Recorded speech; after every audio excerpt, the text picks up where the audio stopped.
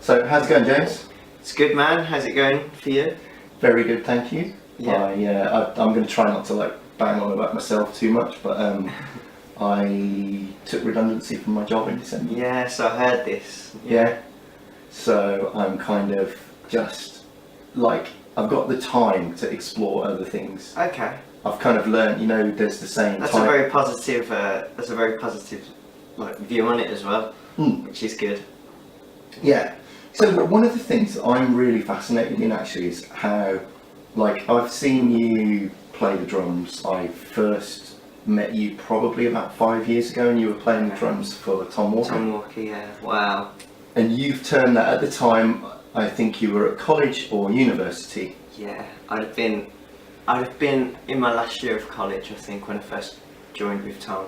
Yeah. And that was when I really started to learn to be that was when I learned my craft a lot more than I didn't learn a lot at college or at university. I'd say I'd learned more with Tom Walker and drumming on live gigs and stuff than I did learning those places. Yeah, I remember my first few gigs with Tom because I think you was around then when we just first started playing. Yeah, and some of them were a big learning curve for me. Yeah. Mhm. So your situation at that point was you were learning music. Yeah. I was still I'd been in quite a heavy band, and I'd come away from that. I'd started to explore different music styles, and I just started to really love funky and jazzy stuff because it was so different for me. And I saw Tom did stuff like that, and then I met Tom on a night out once. And we were both slightly inebriated, but we were coming up with great plans. And then I didn't speak to him for about another 2 months after that. Really? Yeah. And then I met him again. I think it was at a jam night in Sutton. And then he was like, "I'm looking for a new drummer. Do you want to have a jam?" And then Brilliant. So you didn't really know Tom. You'd seen that he did that kind of stuff, and then you met him on a night out. Yeah, I saw a video online, just on Facebook, of the stuff that he was playing. I thought that I didn't know. Man, I was so uneducated in terms of music, and my listening was not as wide enough as it should be. I mean, I would have been 17, 18 years old. And I saw a video of him, and he was doing his covers, Knock on Wood and stuff like that. And he was doing some Robert Cray songs, and I thought that they were his own stuff. I was amazed. I was "What is this?" Yeah. And then, to be fair though, his own songs were, they weren't as good because we were both all still learning, still building. But man, his own stuff was great. It was still like that. Do you know what I mean? So yeah, it was real fun to play with Tom. Brilliant. So you turned that kind of the experience you got while you were at college of playing in the evenings, and all of that, you've turned that into basically now pro drummer, would you say? Yeah, I'm a full-time professional drummer, I suppose. Yeah. Mm. And I've seen, sort of following you on Facebook, I see that you have some kind of studio or something that you... Yeah. So how does that work? So what that is, it's basically, I'll talk to you on a level, it's actually just a glorified practice room, but because I've got the mics, and I've just turned it into a studio of my own, so I can record myself there, and I can get a professional drum sound in there. And so if someone wants me to drum on their track but they haven't got a budget for a big studio, or to go out and do this, or say if they're doing home recordings, which is a lot bigger nowadays, people are doing everything's way more DIY than what it was. They can just contact me on the internet. The last few sessions that I've done, I've not even met the artist. It's been through a producer actually. I've not even spoken to the artist. So they've sent their track to the producer. The producer sent the track to me with their notes of what they want. I've put down about 3 takes, something like that, sent them all, mixed them, sent them all back to the producer sent them to the artist. The artist gone, yeah, that's great. To the producer told me I was happy with it. Oh my god, I had no idea that was going on. Yeah, it's crazy. I did 2 tracks last week for this guy, and I don't know his name. That's amazing. Yeah. That's amazing. It could be the Russians. Could be anyone. So yeah, I think I'd kind of picked up, because I remember when you first got it, it was essentially like it was a locker, the sort of thing. You were like, hey, I've got a room. Yeah. So you've got a room, you put your drum kit in it, you've got some mics. Yeah. So you must have some sort of desk or something, do you? So I go through everything now. This is, and again, the digital age. So I've got everything on my laptop pretty much, and then I've got an audio interface that has 8 channels. So I just put I hook that up to my laptop, and then everything goes through the interface into my laptop. And then nowadays the recording with like on a digital platform is amazing. You've got so many plugins and all these things that replicate like old tape, old this, old that, and people, you never. It is amazing recording on analog gear and recording to tape and stuff like that, but it's just so expensive. And it has, I will admit it has got a bit of an edge, but you can get so close to it now. If you know what you're doing, you can, most of the stuff in the charts nowadays is digital. Yeah. So yeah, it's just you can really make some great stuff with just a home setup that is just over $1,000, say, something like that. That's amazing. Yeah. So my comparison is not the best example, but I was in a band many years ago that did a recording on an 8-track. Oh yeah. And I've uploaded that stuff to YouTube and all the rest of it, and it's so quiet. Is it really? So obviously it wasn't like mastered very well or whatever. Yeah. But it's so quiet, and I can't remember what the level was like on the CD. We made CDs, and I've ripped them, and it just seems really quiet. Last year we did an EP. We did 3 songs with Mig at Ravana's. Okay. Yeah. And it was all digital. Yeah. And wow. Yeah. So I did a recording for Ravana's in November. I did a Christmas song, and everyone did their part. I did mine at my studio, but it was a Christmas song that they had gone to Ravana's to record. Yeah, so I worked with Ravana's. Wow. I was really impressed with the final product. Actually, it was really good sound. Yeah. Yeah. Yeah. You'll have to. I need to hear that now. Yeah, it's quite funny. It's quite funny. There's a music video to it and everything. It's part of one of the agencies that I do a lot of the acoustic duo, and I do a bit of electronic stuff with them. They just did a Christmas song, and we went to Norway and did a Christmas video in Norway. Yes, I saw it. Yeah. Did you see that? Yeah. It was so much fun. Yeah. Is it on YouTube? I know I'll probably have to cut this out because it will be copyright. But is it on YouTube? Yeah, it's on YouTube. Yeah, I'm pretty sure. If not, it's definitely on Facebook. What's it called? Run Rudolph. Run Rudolph. Mm.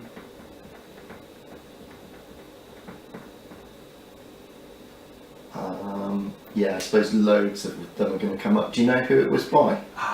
If you put Elegant Entertainment. Oh yeah, cool. Just check my headphones are switched off as well.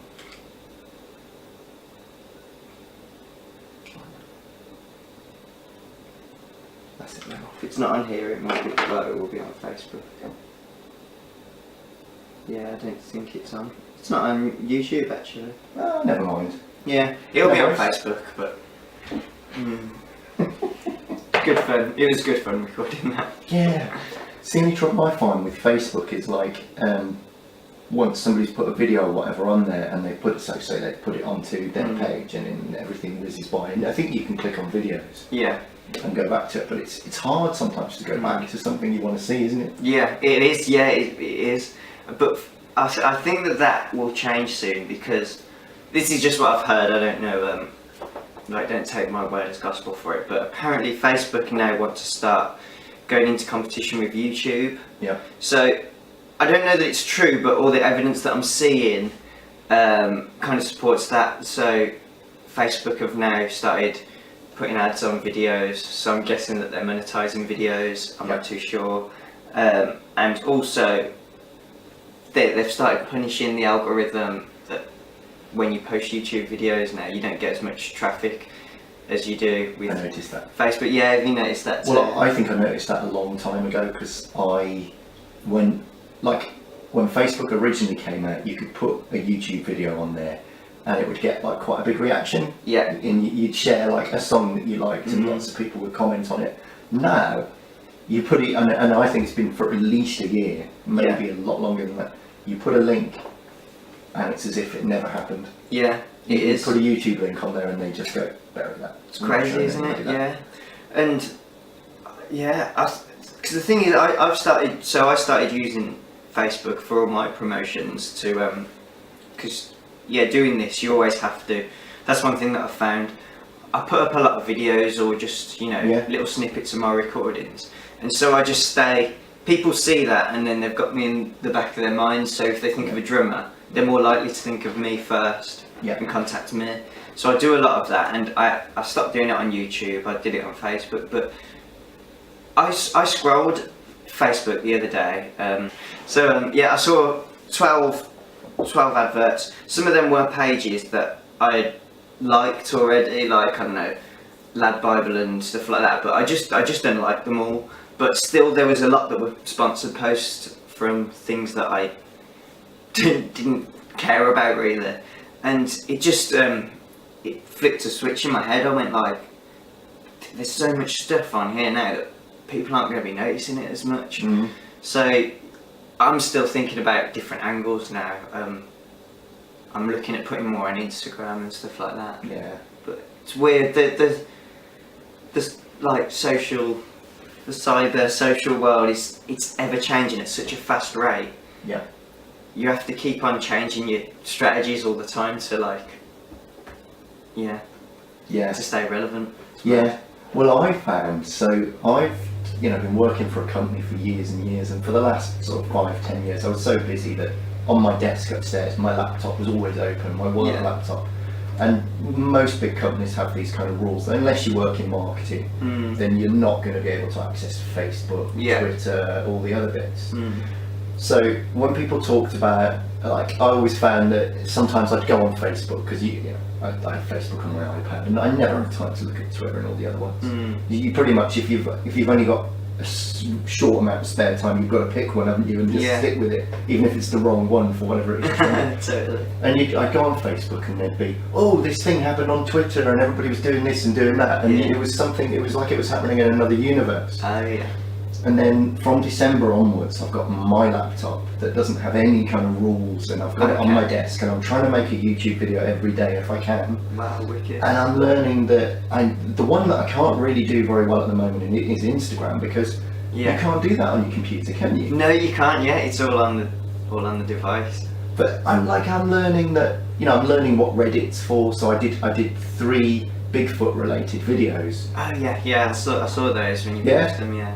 And thank you. And what happened was, on the night that I posted the second one, that had data on it that I knew that Bigfoot people would be interested in. Yeah. I uploaded it, and an hour or 2 later, me and Marie went for a walk, and it had 7 or 9 views. And what happens is, you've probably seen this. It just sticks. It gets to 7, and it sticks. Yeah. And you get up the next morning, it's still at 7 views. Yeah. Because the YouTube algo has basically said nobody's interested in this. So then I went to... stopped recommending it and stuff like that. Yeah. So I went on Reddit, and I found there were 3 Bigfoot groups, and I signed up to all 3, and I posted it to 3 of them. 2 of them just ignored it, and the other one just went mad, and there was this conversation, and by like the next day I got to 200 views. Wow. So that's really interesting, because a lot of my friends have told me to delve into Reddit, and I just haven't gone there yet. Yeah. Which would be, there's going to be loads of drummers forums and stuff like that for all sorts. Yep. Yeah. But this whole thing is like a complete different aspect of the business of being a professional drummer. Yeah. And it's mad how important it is that we're in, like, interview now talking about drums, and this has come up so early and been such a big part of the conversation. Yeah. But it honestly, it pains me to say it sometimes, but having a presence and being relevant is more important than how well you play. I think that your point that you made earlier about you have to be the guy that keeps coming up. Yeah, because you can be the best drummer in the world, but if no one knows about it, no one's gonna pay you to be that, are they? No. Crazy. Mm. So do you find that is your time now focused more towards recording or gigs? Definitely gigs. It's just because of how I set myself up, how I came through. I was quite lucky. I got a good gig that just fills up my weekends pretty much. And then now the other aspect is I'm trying to build the recording side of what I do, and just being more of a just building my profile as a drummer, trying to work with different companies and stuff like that. I've also started teaching. I do that I've only got like one student at the moment. Yeah. You can make that too. Yeah. No, seriously, because we had one, didn't we? We had one. We were supposed to have a lesson a few years ago, and it just sort of fell through. Yeah. But let's do that. Yeah, mate. Yeah, definitely. Yeah. Come down to my place. And yeah, cool. Well, I want to see your place anyway. So yeah, that'd be good. Wicked. Yeah. But the guy that I teach at the moment, he suffers from Tourette's, like the stereotypical. The swearing. Yeah, the stereotypical like version of what people have for Tourette's in your head. That is literally like what he has. It's and it's crazy. But when he drums, when he starts playing, it stops.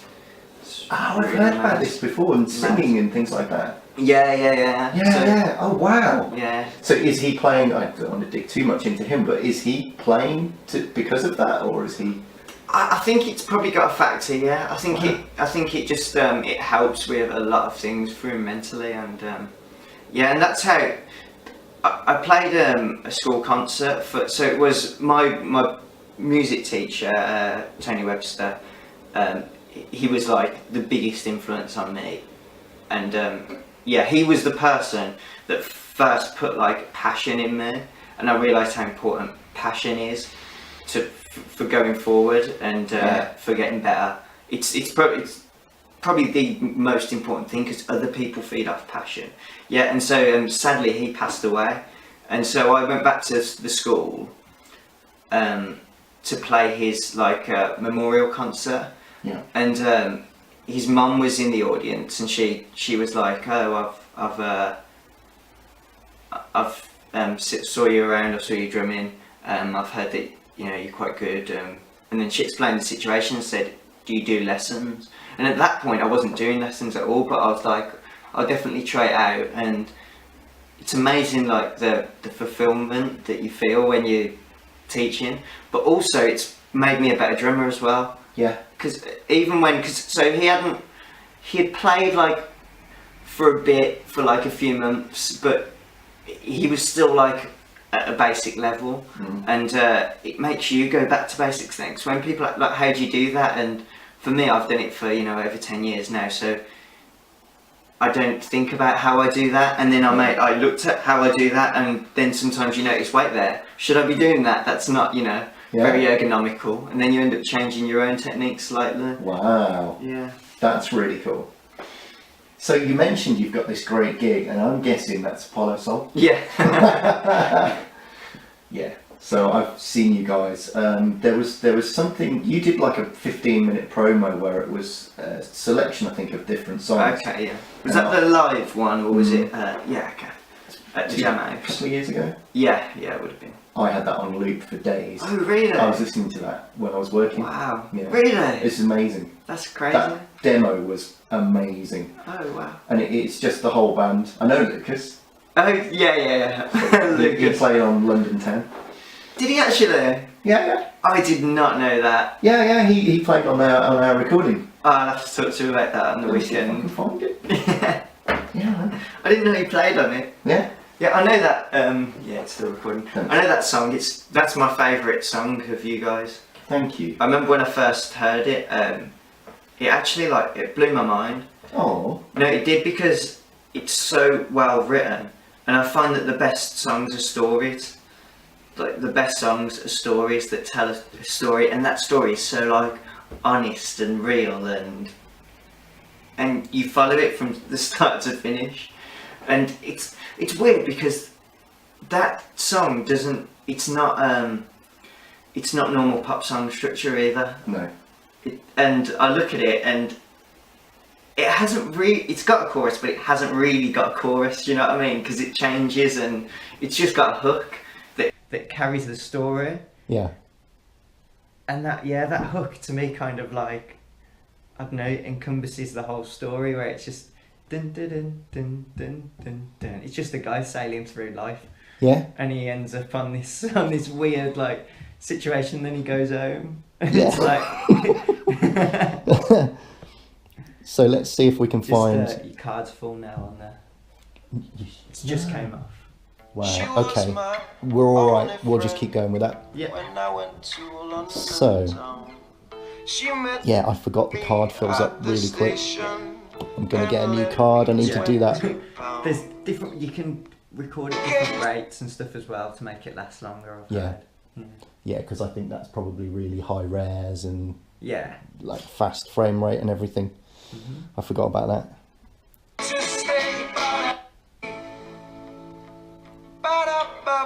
It's embarrassing that I don't know where the sax is actually. Come on, Lucas.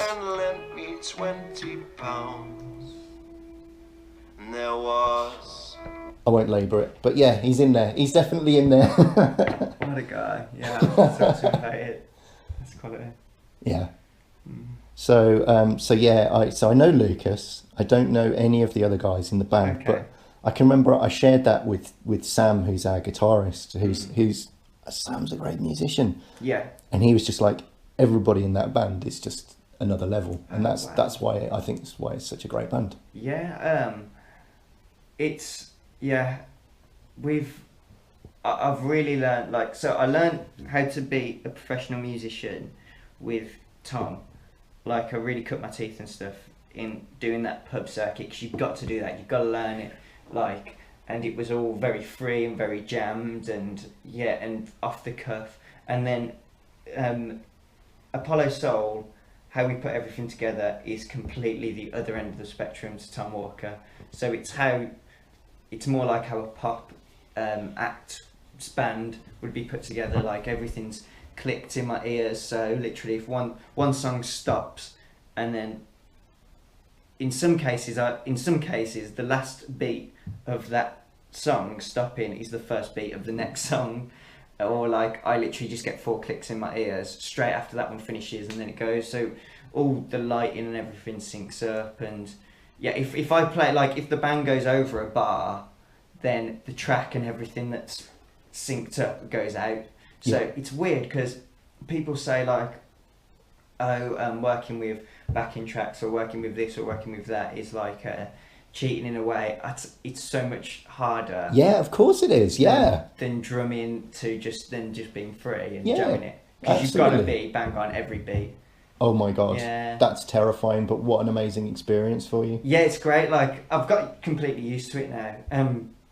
But as I say, that just taught me the complete other side of the industry, where everything's like regimented and everything's thought about so closely, and everything is like every little thing. So the guy that runs it, Andy Wan, he's got OCD basically, Mm-hmm. and you can really tell. You can really tell, because he has to. Everything has to be laid out like and perfect, and every little thing is. If my snare's tuned slightly different, he notices. He's like, what's different about the snare? No. Yeah. Like, it's my choice, but he notices. Wow. That's amazing. Because actually, funnily enough, I don't know who it was. Somebody might know him. We did a gig last January, and this guy was saying to me, oh yeah, I know, yeah, Apollo Soul, yeah, they're brilliant. they've got 70. It's just January. They've got 70 gigs booked already for this year. Is that him? Does he do it? Yeah. What does Andy book the gigs? Yeah. Yeah. He does. Does he know how many gigs we got? He must be friends with Andy or something. Okay. Yeah. It was a band that we were on the same bill as. Okay. Yeah. Yeah, man. He really works hard at that. He really works hard at that business, and it's been crazy to watch his journey in particular, because he's had so many ups and downs, and it's kind of great to see him, because he has a lot of haters or he did at first, because he rubbed people up the wrong way and stuff, just because of how he acted. He was so ruthless and so straight to the point, and so this is happening. And then to see him, like, now he's running a successful business. Yeah. It's kind of good to see. But it's also, I've learnt a lot from just watching him and how things are run, to how to just get things to work for you. Yeah.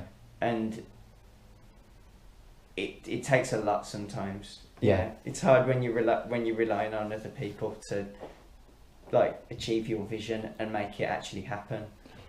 That's a hell of a skill, because there was something that I learned about in programming in the last few months, that the phrase is something like dependencies kill projects. The fact that you have to rely on other people often means that it just doesn't happen. Totally, yeah. And I always, like, when I'm doing a project, I always just try and work around the so then just try and do this without involving anybody. It'll definitely get done. Something that I've learnt very recently, especially musicians, like, relying on musicians sometimes. It's insane. But yeah, it's been great to watch, because I've watched him. Like, Apollo Soul is not perfect in any way. We've made the worst mistakes, and in some cases we've made the best mistakes. In some cases we've had a vision and it's been really successful. I've watched us pour money and loads of hours and work into something that just didn't work, wasn't good enough. But then the thing is that we learnt from that, and I've learned on a business level. I've learned so much from that band. It's insane. Yeah. That's really good. Yeah, it's good, and it's good to be with those kind of players like Pete and Paul Pryor.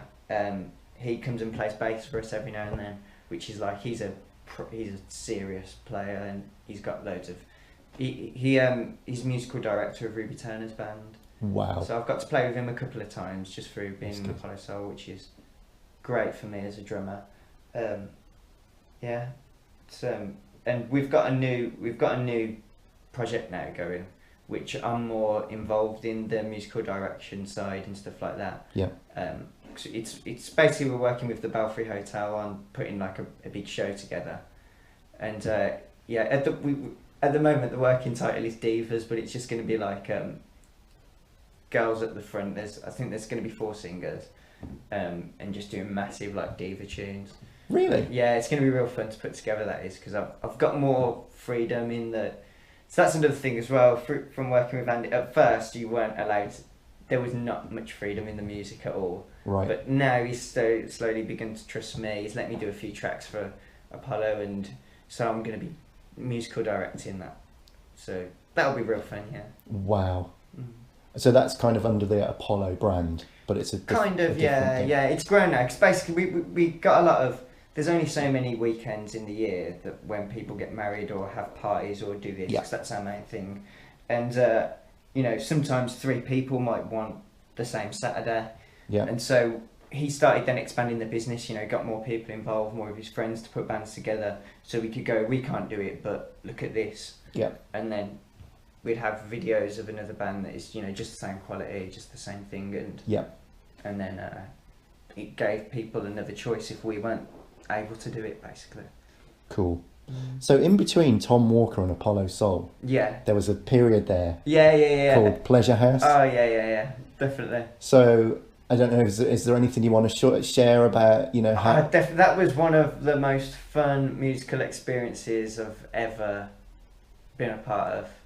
I'd say the best feeling on stage I've ever had was with Pleasure House. Or it'd be a tie of like 3 or 4 gigs. There was one where we sold out the Sunflower, which was it was just an insane gig. I'm the drummer and I was crowd surfing.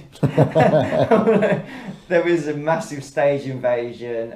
It was great. It really felt like there was like something going on there. And then we played a festival with a band called Swim Deep, who were they were part of the B-Town scene. Yes. And they did really well.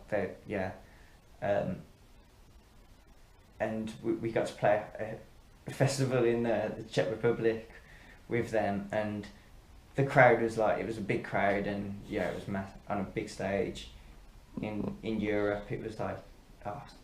And when you're playing your own tunes that you've put so much into, it's just a different type of feeling.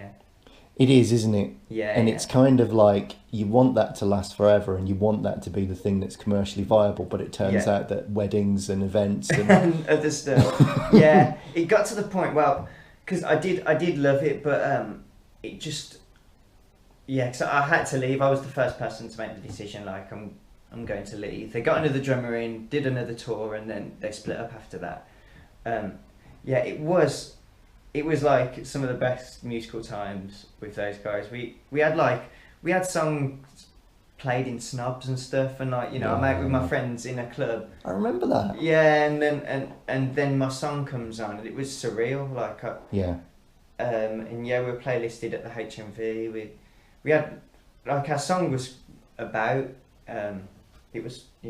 but we just things got kind of hard with the music industry, because it's so hard to make any money from just being a local band. And we did a tour around the UK. We went to Glasgow, Edinburgh, we went to Wales, we went to London, Birmingham. We were selling, we weren't like massive, but it was our first UK tour, and we were selling like at least 50 tickets at most of the shows. There was Birmingham was sold out, I think Edinburgh sold out, Brighton was I think near sold out. We had loads of different, we had a pull in all different towns. It was mad to go to those towns and see such a big crowd turn up, but that didn't turn into enough money for the band to sustain itself. And it was getting towards the end, but I was slowly getting interested in broadening my horizons then, and because I was still working as a session drummer on the side, and I was really getting into the recording side of stuff and stuff like that. And we had different visions business wise, like completely different. And I found it hard. I'd looked at how much money I was going to lose from not working and going on tour with them, and the fact that the tour was all about, it was all put together in a way that I didn't really agree with, business wise. And it's so sad that it all came up to a business decision. But I was like, I can't fully commit to this because I don't believe it's going to succeed, because I just looked at how we were going to push forward with stuff, and it didn't make sense to me. So I just had to leave. So I don't know if can we end on that? That's if you want to. It's been a really good. I know. Oh no. But I mean, it's kind of like with that sort of band, it's like, how long can you survive on the fumes financially before you get discovered? Because BBC introducing, there seems to be a path through there, doesn't there, that like eventually you end up on Radio 6 and then Radio 1. See, we got to Radio 6. It's hard to, I really learned a lot about the business with Pleasure House, like loads about the business, because I got my I don't know if we're allowed to swear on this, but I got my bullshit detector. Because there was a lot of it, man, a lot of it. When we were a young band, we're a young band, really, really excited, really passionate, really particular. And Alex, the songwriter, is one of the best songwriters I've ever worked with. I don't know how he's not writing for big artists and stuff like that. He's an incredible writer, and everything that he writes has got so much substance. It's not just he bashes out a song. There's hidden meanings in the rhymes. There's so much going on that like you wouldn't even know unless he told you. And so we just like a young band. And that for any businessman is so easy to take advantage of. Yes. And people did try to, and sometimes they did, but so I really learned how to not take anything from the industry with those guys. Yeah. That's really interesting timing, actually, because I've had an email in the last couple of days from Absent Kelly. Have you come across them before? The name definitely rings a bell. Because it strikes me, I might do a video about it, because it strikes me as it's bullshit. And it's this whole thing of, hey, come to London, and we put on gigs in these venues, and we have all these big bands. But then you Google it, and people are like, nah. Really? They'll basically they'll give you 50 tickets, and it sounds like maybe 10 quid a ticket. So you've got to turn up with 500 quid. So it's kind of a 500 quid pay to play, you know. And then you've got that whole thing of you're a band from Birmingham, so you've got to put 50 people in a coach to take them down to London. Do you know? I learned all that stuff very early on. I learned all that stuff when I was 16. I was in a band with Alex from Pleasure House called Shot Dead in Vegas, and we actually sold out. It was us and two other bands on the bill that were all similar age and similar popularity. But we sold out the Academy 2 when it was the Carling Academy. So upstairs in the Carling Academy, it's a big stage. And so, we were doing all right, especially for, a bunch of 15, 16-year-olds. Yeah, our bassist was 15 at the time, might have been 14. Wow. Tom Nichols, he helped me do loads of drum videos and stuff now. Yeah, and so we sold loads of tickets then, and we were so young, we didn't even care about money. Being paid for a gig was amazing, but I got paid off more from that band though than I did from Pleasure House when I left. But I learnt with that band early on because promoters were really ripping us off. Yeah, and it took my parents to take an interest to realise that like what's going on here. And I remember we had like an acting manager at the time, and my mum went absolutely mental at her. Really? Yeah, there was a big. My mum was shouting at her face, and she was only a uni student at the time. Oh. She was like an adult to us. And but thinking back now, like, wow, man, when I was like, she must have been about 20 years old, something like that. My mum was really screaming at her. But it's because that whole pay to play thing is not right. It's not right, is it? No. And so I found something online, and this guy was saying, this was for London to be fair, and he said anything less than 40 quid per head is basically pay to play, because it costs you money to get to the gig. And so there's all these different perspectives on it, and I think there are times when it's the right thing to do to raise your profile. And, on this one blog post, they were saying a lot of bands will pay to go on tour and support a big band. Oh, yeah. Well, that's a big thing. In the music industry, that's something that everyone does. Everyone pays. But the thing is, it's completely different, because then you're not paying to play. You're putting money. You've got to look at it as a business. That band is your business. You're ploughing money into that business for advertising. That's all that is. It's just like how big companies put loads of money into TV advert campaigns or this, that, the other. It's advertising. That's why you do that. When you're paying to play a venue, say if no one's there, or stuff like that, that's not advertising. That's the promoter being really clever with his job and making money out of it, even when there's no one turning up to the gigs. I think that's low. We've got loads there. I can't believe it. It was a really good chat. Yeah, you can finish it there if you want. Thank you very much. Yeah.